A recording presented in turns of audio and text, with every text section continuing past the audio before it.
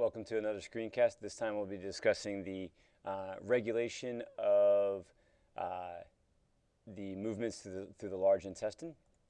And so in the previous screencast we talked about the functional anatomy, gross level and microscopic level. We're going to just talk about the regulation of this now. So this is all completely neural. There's no hormonal control here of what's going on in the large intestine.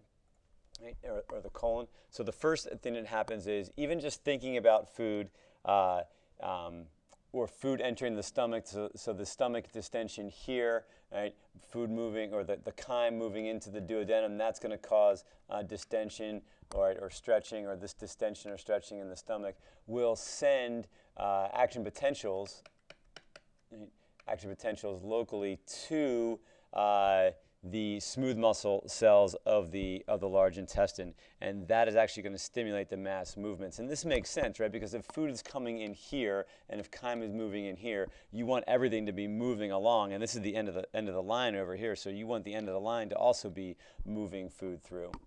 Or in this case, it's chyme. Sorry, at this point, it's chyme down here. So those the mass movements here. This is number 2, right? So the mass movements, and we talked about the segmentation, the peristalsis, and the mass movements here. So that the mass movement is actually going to be forcing that through. And where does that chyme go? Well, as it moves through, it becomes dehydrated and becomes more compacted over here in this descending colon, and then into the sigmoid colon region here, and then into the rectum. So now this variation on a theme, right? As soon as that feces now it enters the rectum here, the rectum is going to distend, right?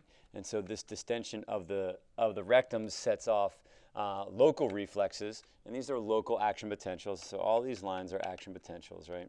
So it sets off action potentials here that will stimulate different responses. It stimulates the rectum to begin to contract. The smooth muscles here will contract. Also causes the sphincters here to relax. And so as the internal sphincter here relaxes, then that is going to provide a way for that feces to then move out or be voided during in defecation, or eliminated there. So that happens. What's also happening is that as you get this distension here, action potentials are sent to the defecation reflex center, which is down here in the spinal cord. So this is not a higher brain level,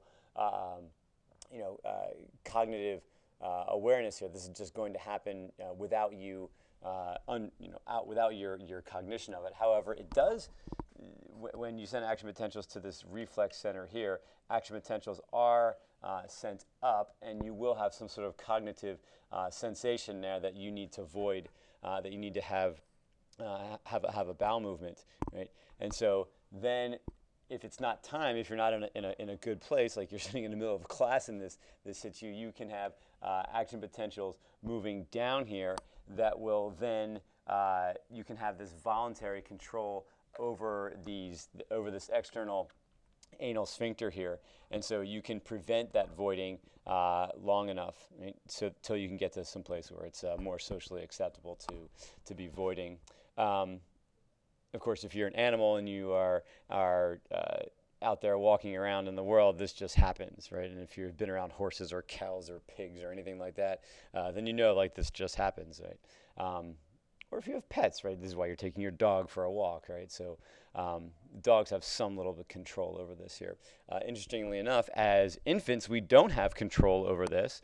Infants don't have this voluntary control because the nerves here and the neurons are not fully functional yet. You don't have this control going on here. So as we continue to grow and develop, we then gain the neural connections here. We gain the neuron connections from this cognitive ability level up here, sending information down. Okay. So the defecation reflex, again, these are just going to be action potentials that are sent in response to sensory impulses coming this way from the stretching, right? And then these are action potentials that are going to cause the contraction there, and you're going to void the feces out. Okay, so relatively quick understanding there. Take a second or two or 7 and summarize that. And thanks for listening. bring your questions to class.